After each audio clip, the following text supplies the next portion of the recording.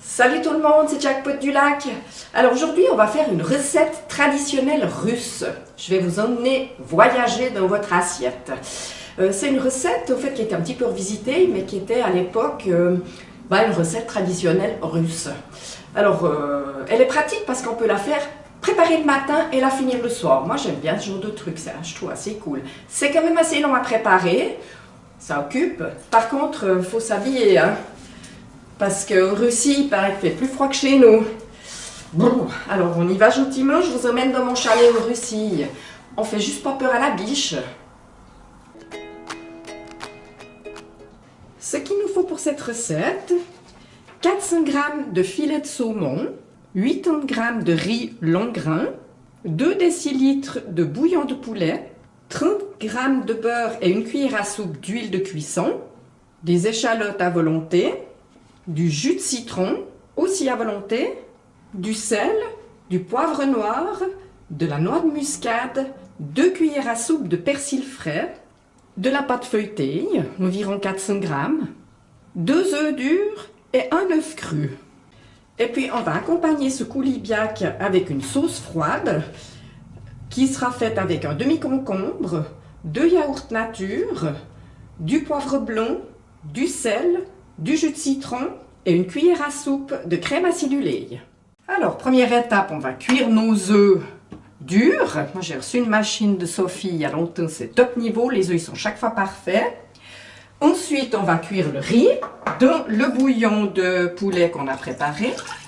Alors, il est chaud, mais on va le mettre cuire parce qu'il faut mettre le riz dans l'eau qui bout. Et on va également cuire notre filet de saumon avec notre beurre et notre cuillère à soupe d'huile. Alors, l'eau du riz, ça cuit, on verse le riz dedans, on le mélange juste une fois, on le couvre et on ne le touche plus. Bien sûr, on baisse le feu. On ne le touche plus pendant 20 minutes. Il faut qu'il absorbe toute l'eau. Alors, mon beurre et mon huile sont fondus. Je mets mon saumon à griller. Non, c'est pas la bonne plaque. Déjà tout à l'heure, j'étais à côté de la plaque. Alors le saumon, là, on ne le cuit pas trop vite, mais là, on voit qu'on peut le retourner. Si on le casse, ça va dire que c'est pas grave, parce que de toute façon, on va l'émietter après. Donc, il ne faut pas vous inquiéter si on le casse. Voilà, on continue la cuisson. Là, ça fait à peu près 5 minutes. On le retourne. On va aussi saler et poivrer notre saumon.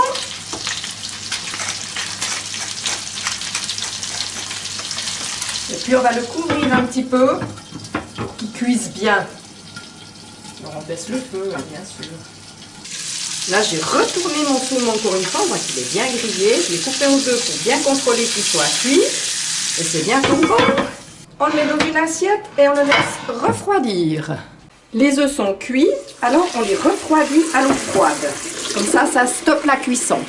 Le riz, au bout de 20 minutes, il est cuit et il est magnifique. On laisse refroidir en réserve. Puis on va s'occuper de nos champignons. Alors on va faire fondre gentiment encore 30 g de beurre que j'ai pas dit tout à l'heure, mais que j'ai mis dans la liste des ingrédients. Et puis on va faire revenir notre échalote coupée toute fine. On fait ça à feu pas trop vif.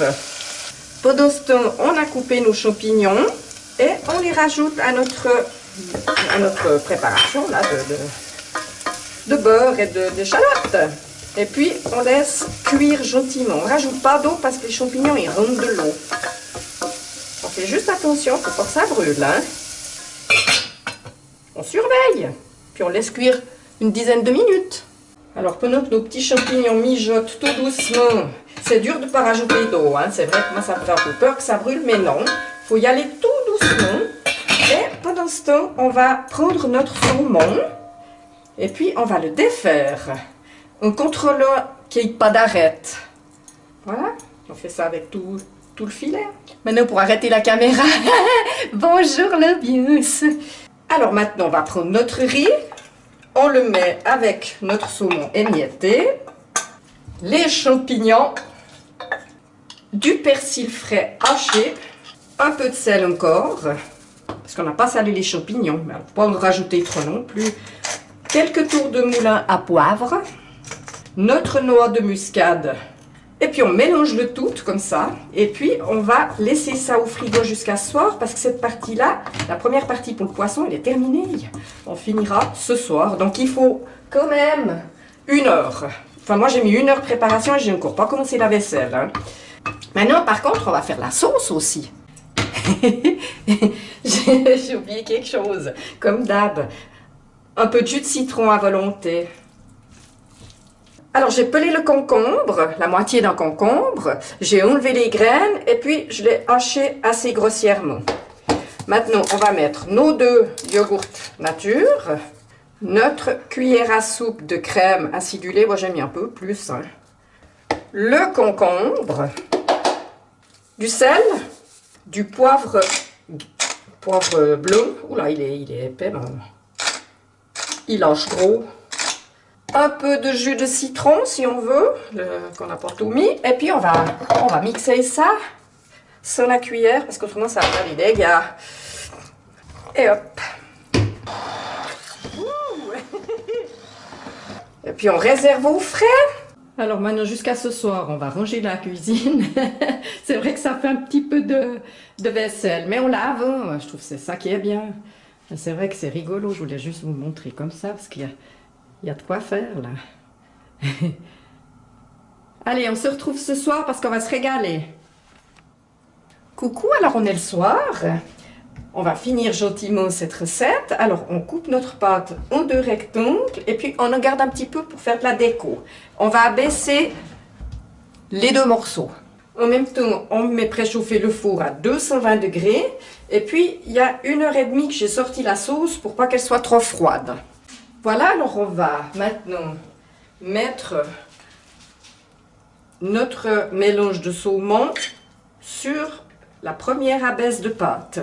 Et on laisse la place au bord. Ça c'est fait. Alors, on a coupé tout fin les œufs.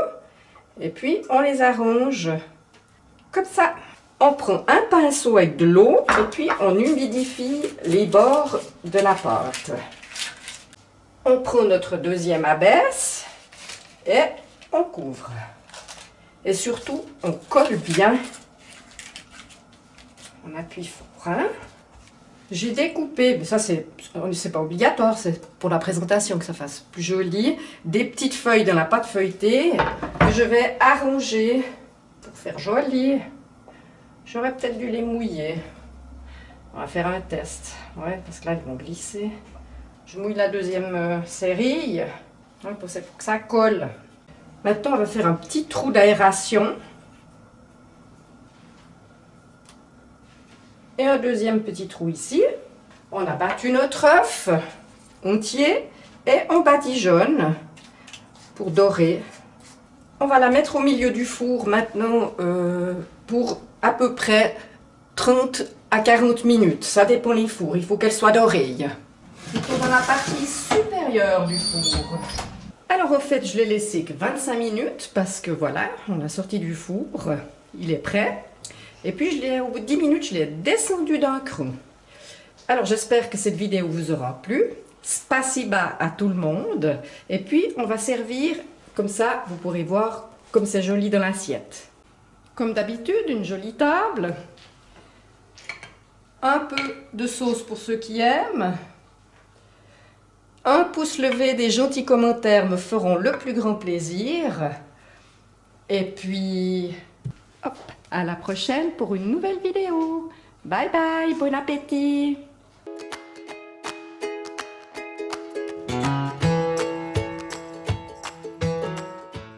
Alors aujourd'hui, on recommence. Oh merde, j'enregistre. Alors, on a coupé la moitié... voilà, je recommence. On a... J'y crois pas. Mais avant, j'ai oublié un truc. Oui, on va refaire.